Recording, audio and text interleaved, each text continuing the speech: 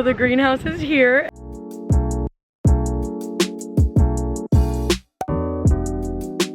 And hopefully we're about to put it up, but we'll have to see because it is windy and chilly and getting dark in an hour. So we'll see if it's gonna be like easy to put up or not. This is everything I'm gonna be growing. There's a couple things left I still need to get, but oh my goodness. Okay, so update, it's freezing and so windy. So we're gonna put it together in the garage. Look how pretty.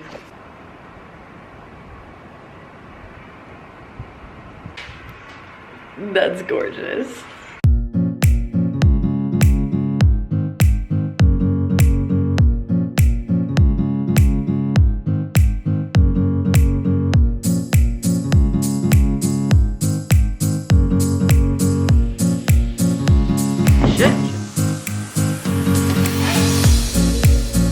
We are outside now. We got the base, the whatever. We got that moved out and we're about to put the tarp and we're just anchoring it down. And then the greenhouse is put up.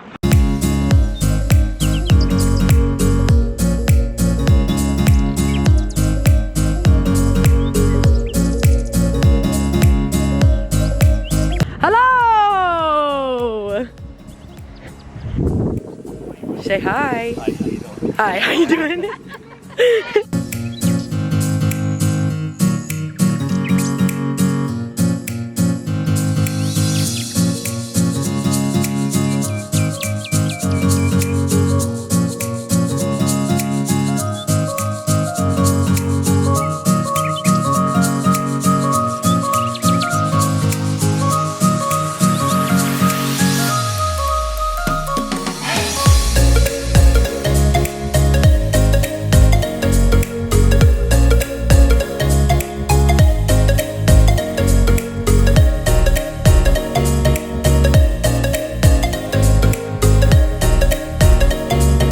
Okay, y'all had to see how cool it looks at night. That is sick. Are you kidding me? Okay, there's gonna be a ton of background noise because we're in the middle of a nor'easter right now, so there's like a shit ton of snow, so our power's out and our generator is on.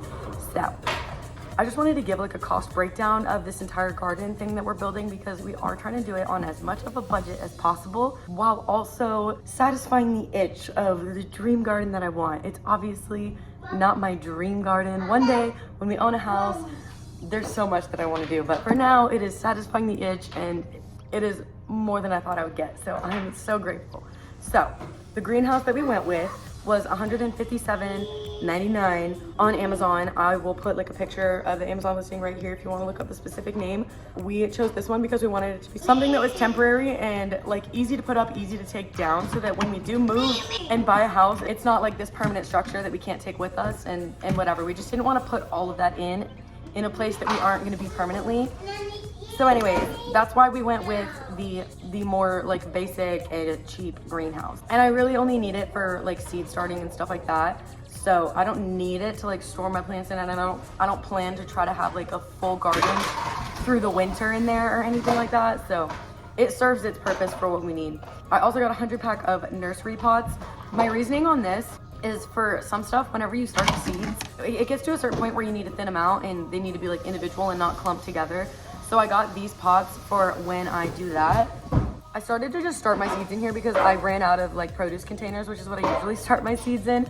So I just started them in here. But for example, this is a tomato seedling that's a little bit older and was ready. Like they were all clumped together and needed to be thinned out and put in their own little thing.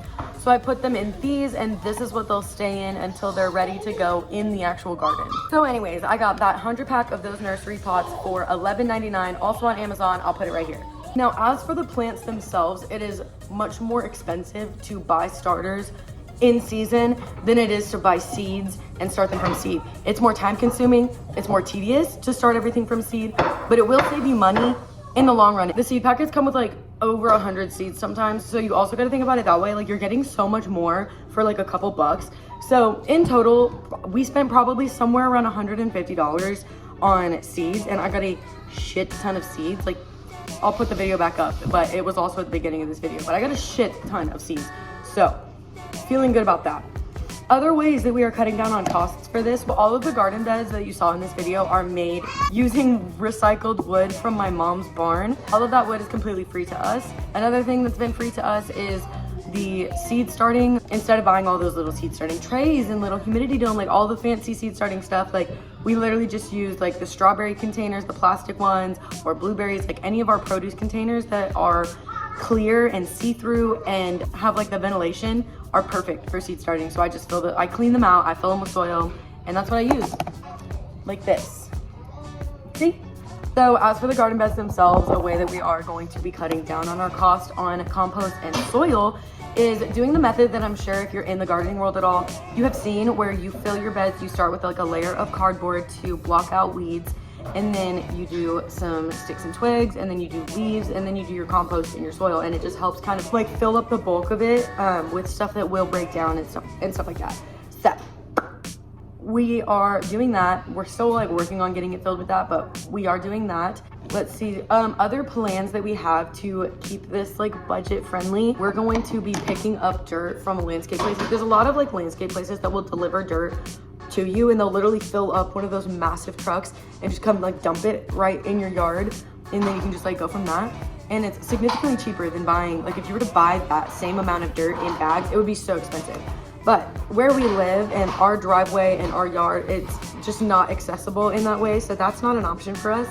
But the place that does that, we can still go to and like fill up tubs, I think at a cheaper price. So we're gonna look into that option and try to get like big plastic storage bins basically, and just fill them with dirt and bring it home and dump them out. And hopefully that'll still be cheaper than bags, but we can only do that for the compost. So then for the actual soil, we'll still be buying bags. So that part is gonna be a little bit pricey, not excited about it. Otherwise, in the greenhouse, we plan to build tables and maybe even like a shelving type of situation. And we want to do that using wood pellets because it's going to be probably the cheapest wood, or any other extra wood that my mom might have. And then also just for any garden stuff in general, we're going to be looking on Facebook Market and just trying to get a lot of secondhand stuff. We are trying to avoid buying new in every area that's possible, if that makes sense. My estimate based on the information that I have, if we were to buy 2 yards of compost from that one place, that would be about $90. And if we bought 8 bags of soil to go over the compost, that would be like $288. Hefty. The soil is the most expensive part, and I don't know exactly how accurate that is, but total cost for the garden with the greenhouse, the nursery pots, the soil and compost estimate, and the garden beds and everything all included is $698. In my opinion, I think having the whole garden for under $1,000 with a greenhouse and a big U-shaped garden bed that fits a ton, I think that's really good. And this was not all spent at once. This has been very spread out to make it more attainable and not feel like, oh my God, that's like a car payment, you know what I mean?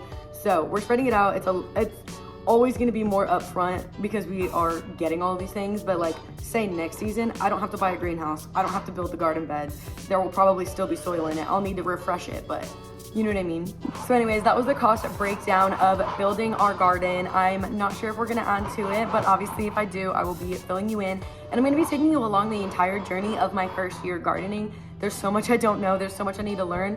There's a lot that I'm probably just gonna be winging it and seeing what happens. But I'm really, really, really excited about it. This is something I've been wanting to do for years. Like years, I've been excited to be in a house. And I'm so grateful that our landlord is somebody we know personally and so flexible and able to do these things is amazing.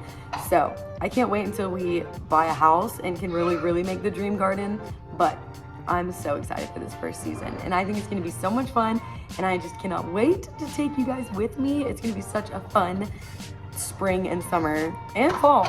I hope you enjoyed this quick little video of our garden build. If you did, make sure you like and subscribe for more because there is so much more gardening content to come.